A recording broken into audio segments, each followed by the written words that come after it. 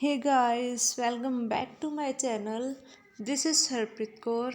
So guys, previous video के अंदर मैंने इनकम टैक्स की रेजिडेंसी ऑफ इंडिविजुअल के बारे में डिस्कशन किया था एंड इस वीडियो के अंदर हम डिस्कस करेंगे residency of HUF, residency of firm and residency of company. And इसके साथ ही हम इसके कुछ प्रैक्टिकल्स देखेंगे कि इसके प्रैक्टिकल क्वेश्चंस कैसे सॉल्व होंगे। So guys, first of all अगर आप मेरे चैनल पर न्यू हैं तो मेरे चैनल को सब्सक्राइब करें। अगर आपको ये वीडियो अच्छी लगे तो लाइक करें, अपने फ्रेंड्स में शेयर करें एंड कमेंट्स में मुझे बताएं कि आपको ये वीडियो कैसी लगी। So guys, without wasting time अपनी वीडियो को स्टार्ट करते हैं।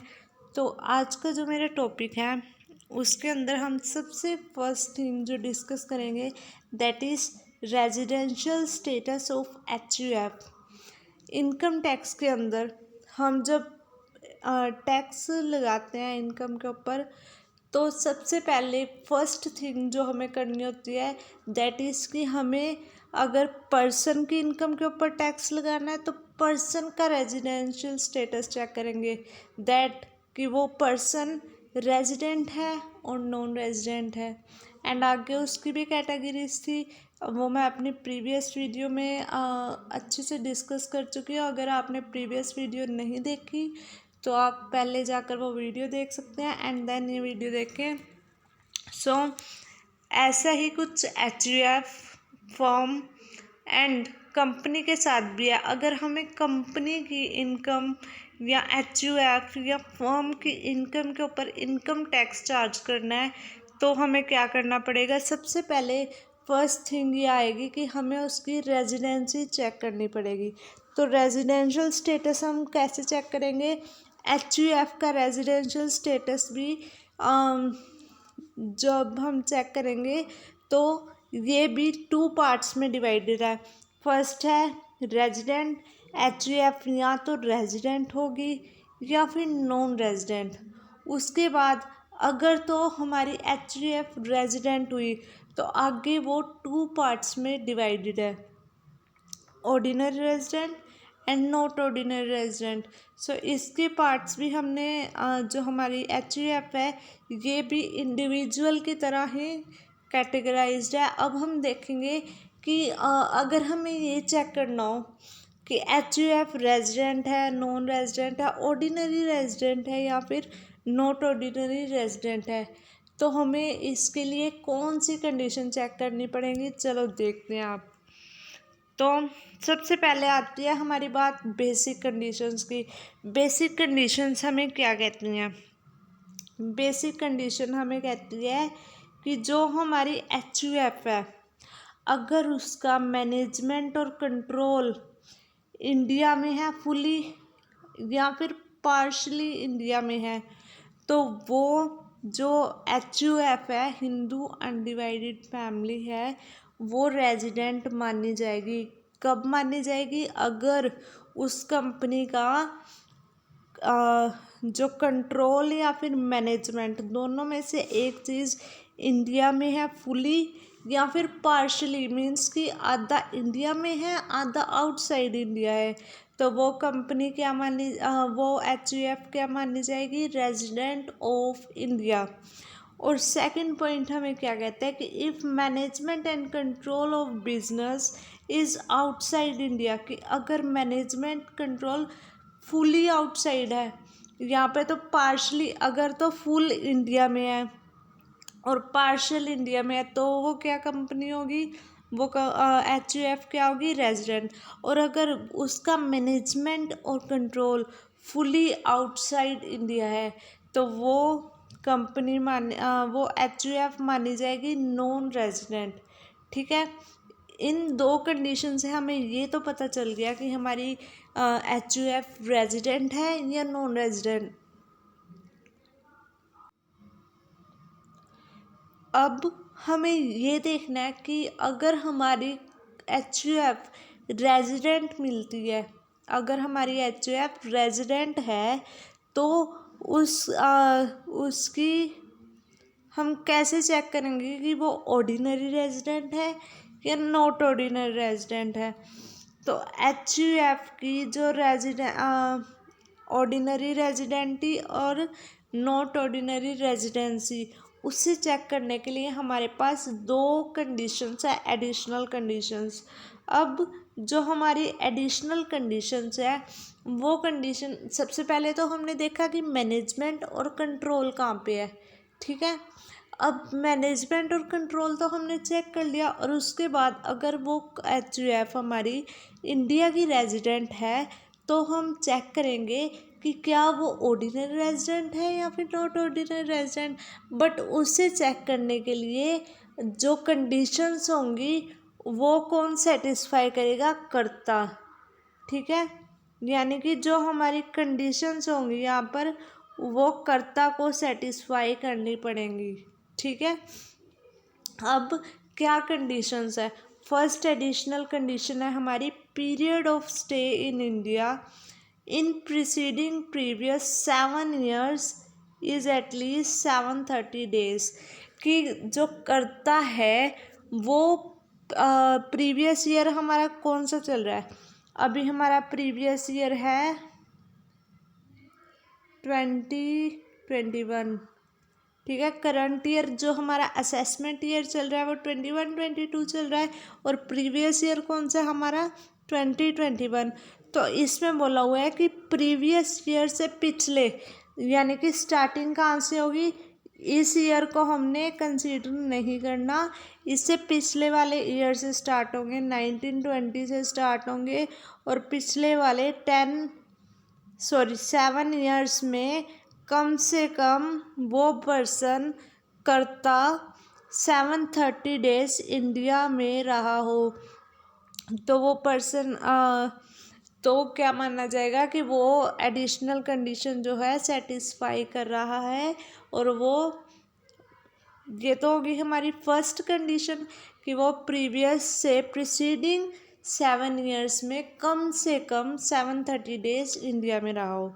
सेकेंड कंडीशन क्या कहती है कि at least 2 years in category of resident out of 10 preceding year to the previous year.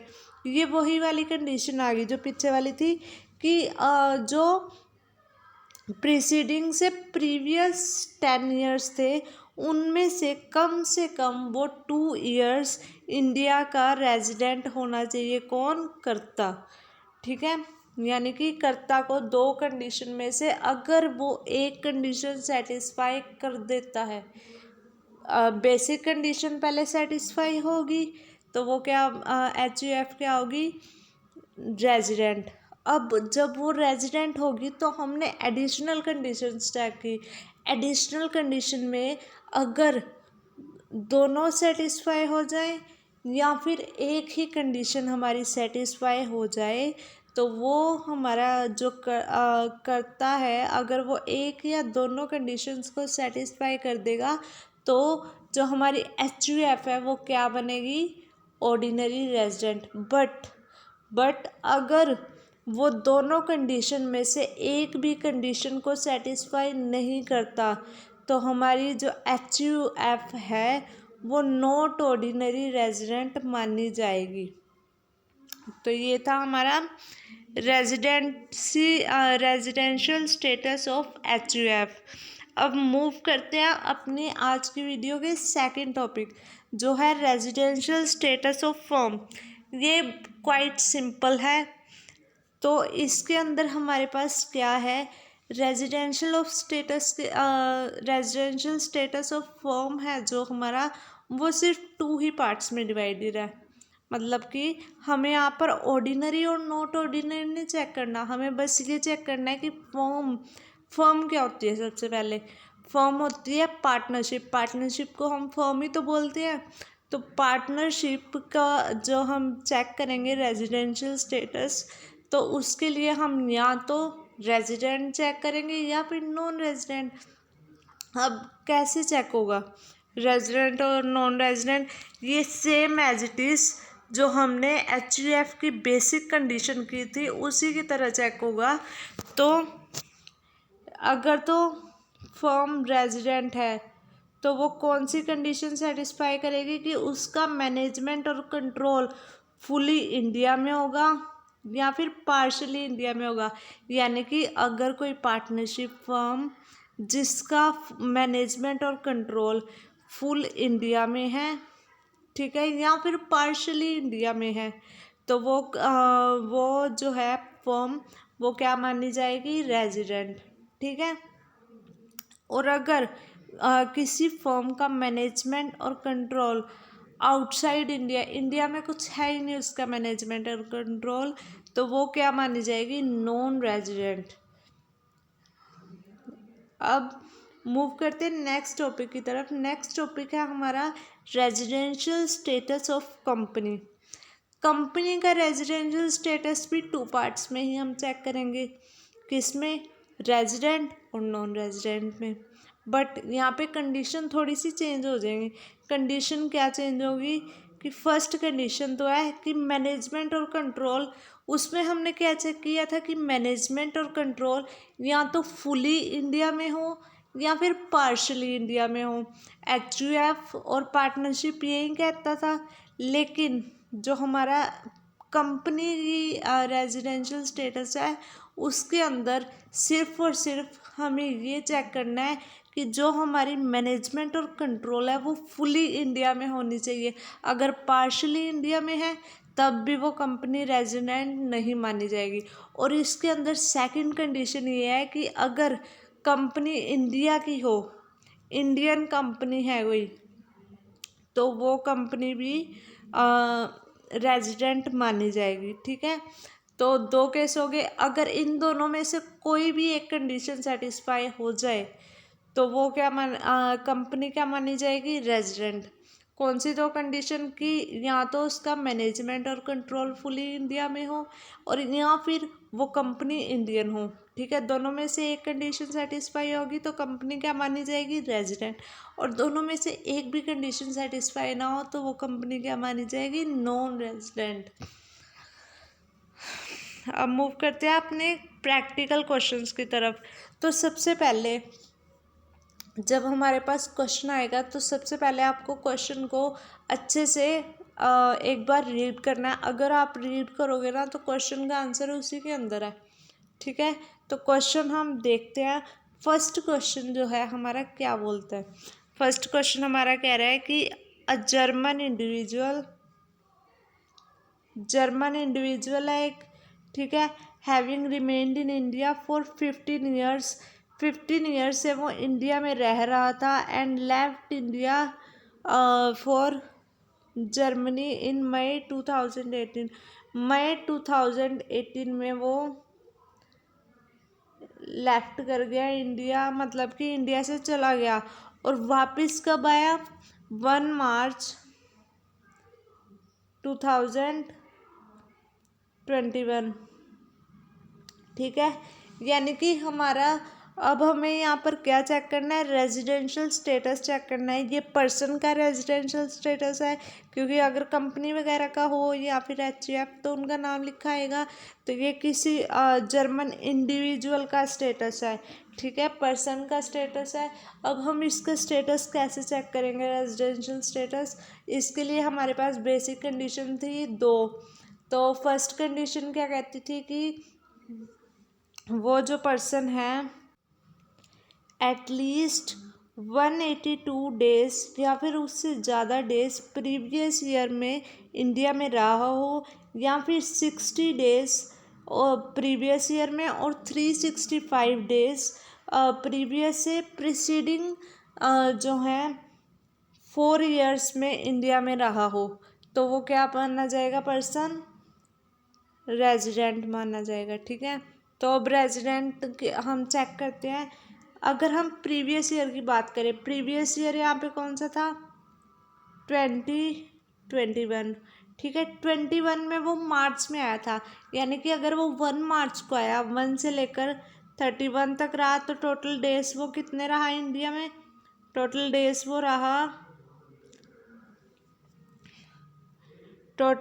वो यहाँ पे कितना रहा, 31 डेज ही वो इंडिया में रुका।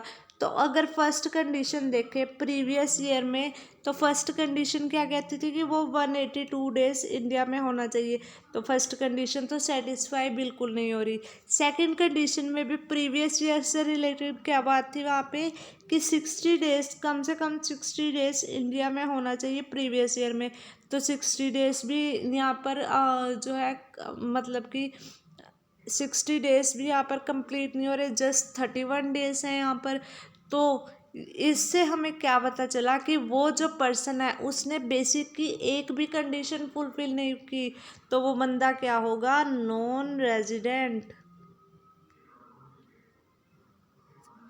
ठीक है, ये तो था हमारा फर्स्ट क्वेश्चन, फर्स्ट पार्ट। अब सेकंड पार्ट देखते हैं। सेकंड पार्ट क्या कहता है कि जर्मन इंडिविजुअल है having remained in India for 15 years, वही बात आ गई इन, और वो गया 2018 में मार्च में and came back to India on 30 सितंबर 2020। अब हमारा प्रीवियस ईयर क्या था, 2021, और वो कब वापस आ गया, 30 सितंबर को, यानी कि वो 6 मंथ तो रहा ही ना इंडिया में। दैट मीन्स कि उसके डेज 182 प्लस डेज उसके बन गए इंडिया में प्रीवियस ईयर में। तो उसने क्या किया, फर्स्ट कंडीशन उसने यहाँ पे सेटिस्फाई कर दी। और अब अगर हम, वैसे तो हमें सेकंड कंडीशन देखने की ज़रूरत ही नहीं है यहाँ पे, बट हम फिर भी यहाँ पे सेकंड कंडीशन, अगर उसने फर्स्ट कंडीशन कंप्लाई कर दिया ना, तो हम सीधे किस पे जाएंगे, अब ये पर्सन क्या हो गया, रेजिडेंट। और अब हम क्या देखेंगे, अब हम देखेंगे उसकी एडिशनल कंडीशन कि वो पर्सन ऑर्डिनरी रेजिडेंट है या नॉट ऑर्डिनरी रेजिडेंट। तो एडिशनल कंडीशन में एक तो थिंग थी, एक कंडीशन थी कि 2 आउट ऑफ 10 ईयर्स में वो रेजिडेंट होना चाहिए। तो वो सिर्फ 2018 में गया था, उससे पहले तो वो इंडिया में ही था ना, यानी कि वो टू तो क्या मुझे लगता है यहाँ पर 6-7 ईयर्स वो इंडिया में रहा है, इंडिया का रेजिडेंट रहा है। तो वो यहाँ से हमें क्या पता चलेगा कि एडिशनल कंडीशन की भी सेकंड कंडीशन जो है फुलफिल हो रही है। और फर्स्ट कंडीशन क्या थी एडिशनल में कि 730 days in preceding 7 year preceding to previous year, कि हमारे पिछले साल से पिछले जो 7 साल है उसमें कम से कम 730 डेज होंगे, ईजिली हो जाएंगे, आप कैलकुलेट करके देख लेना। 2018 में कब गया था वो, मार्च में, तो उससे पहले इजीली हमारे 730 प्लस डेज निकल जाएंगे। और इसके साथ ही जो हमारे ये सेकंड कंडीशन भी फुलफिल कर देगा, फर्स्ट भी एडिशनल। वैसे तो हमें एक ही चेक करनी होती है, बट हमने वैसे ही यहाँ पर चेक कर ली सेकंड भी। तो इसका मतलब क्या होगा, वो पर्सन जो है ऑर्डिनरी रेजिडेंट है तो वो जर्मन का पर्सन, सिटीजन वहाँ का है, लेकिन रेजिडेंट वो कहाँ का निकला, प्रीवियस ईयर में इंडिया का। अब नेक्स्ट क्वेश्चन क्या कहते हैं, mister x an Indian citizen है वो।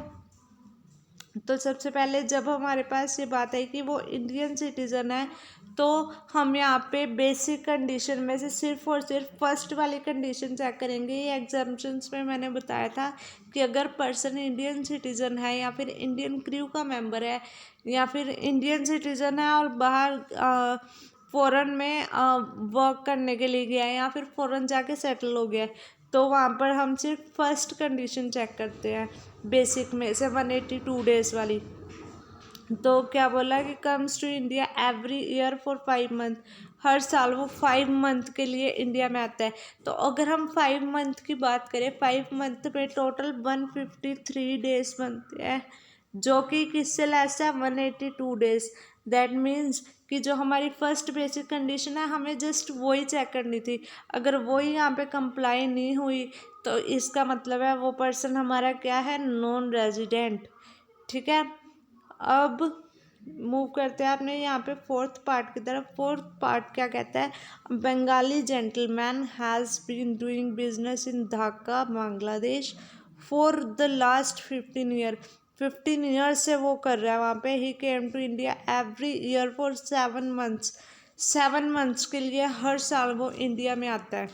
ठीक है, अब ये पर्सन इंडियन है यानी कि यहाँ पे कोई हमें वो चेक नहीं करनी कंडीशन कौन सी, हम चारों की चारों कंडीशन अप्लाई करके देख सकते हैं। तो सबसे पहले फर्स्ट थिंग तो क्या आई कि वो हर साल 7 मंथ के लिए आता है। तो 7 मंथ का पीरियड जो होता है वो हमारा 182 डेज प्लस का होता है, यानी कि हमारी फर्स्ट कंडीशन के प्रीवियस ईयर में 182 डेज कवर हो जाएगी। उसके बाद सेकंड कंडीशन हमारी क्या थी कि 60 डेज प्रीवियस ईयर में वो भी कवर हो रही है, और प्रीवियस से पिछले 4 ईयर्स में 365 डेज वो भी यहाँ पर हमारी कवर हो जाएगी। दैट मीन्स कि वैसे तो एक ही चेक करनी होती है, बट हम यहाँ पे चेक कर लेते हैं, कोई बात नहीं। तो यहाँ पे क्या होगा, हमारा दोनों कंडीशन उसने बेसिक सेटिस्फाई कर दी। दैट मीन्स वो बंदा क्या हो गया, रेजिडेंट। अब अगर वो रेजिडेंट है तो हम क्या चेक करते हैं, एडिशनल कंडीशन। एडिशनल कंडीशन में फर्स्ट क्या है, 730 डेज प्रीवियस ईयर में, उसके प्रीवियस से पिछले 7 ईयर्स में उसके कितने डेज होने चाहिए, 730 डेज टोटल। तो वो भी हमारे हो जाएंगे, क्योंकि अगर एक ईयर में 5 मंथ रहता है तो 5 मंथ के अंदर उसके 182 प्लस बैठते हैं, तो 7 ईयर में 730 ईजिली बैठ जाते हैं। ठीक है, उसके बाद नेक्स्ट जो हमारा है, यहाँ हमें वैसे तो नेक्स्ट चेक करने की ज़रूरत नहीं है, अब अगर आप चेक करना चाहते हो तो कर सकते हो। यहाँ से हमें क्या पता चल गया कि वो बंदा हमारा क्या निकला, ऑर्डिनरी रेजिडेंट। ठीक है, उससे नेक्स्ट क्वेश्चन में क्या है कि अ फॉरेन इंडिविजुअल है came in to India for first time in June 2016 में वो इंडिया में आया and left India on 1 July 2019, और 2019 में वो इंडिया छोड़ के चला गया। ठीक है, ही केम बैक अगेन इन जनवरी 2021 के अंदर वो फिर से इंडिया में आया, यानी कि प्रीवियस ईयर में वो जैन में आ गया था। ठीक है, अगर प्रीवियस ईयर में वो जैन में आ गया था इंडिया में, तो कितनी जैन में आ गया, हम ये मानेंगे कि वो स्टार्टिंग में आया, तो 3 मंथ वो रहा। ठीक है, 3 मंथ के अंदर हमारा 182 डेज वाली तो कंप्लाई नहीं हो रही, लेकिन 3 मंथ के अंदर हमारी 60 डेज तो कवर हो ही रहे हैं।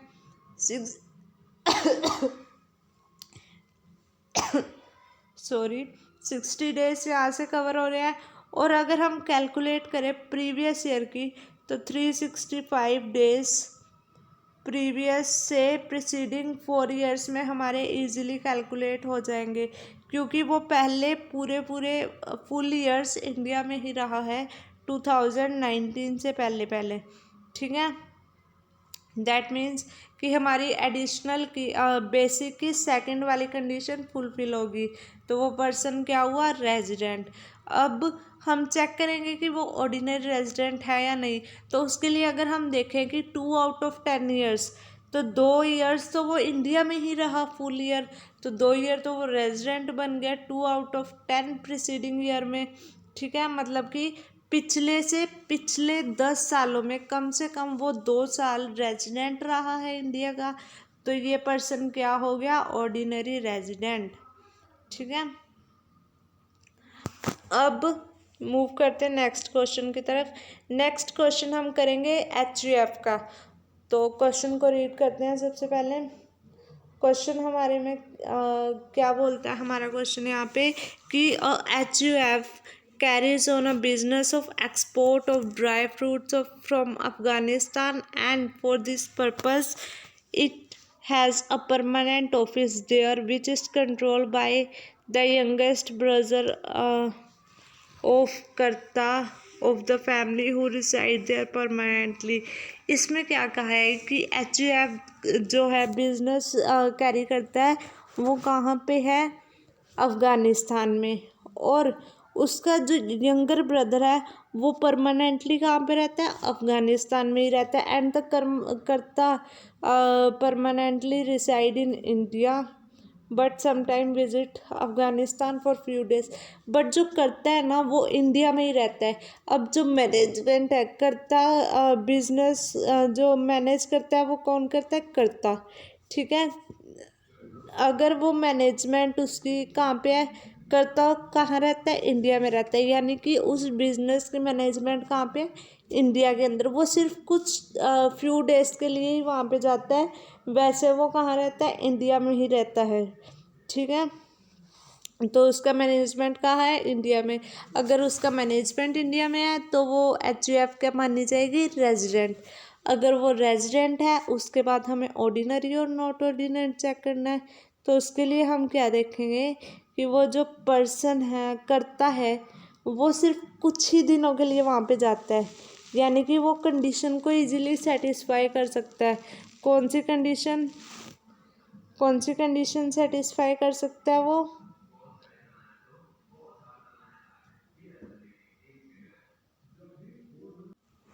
कि वो प्रीवियस से पिछले वाले 7 सालों में 730 डेज इजीली बन जाएंगे उसके।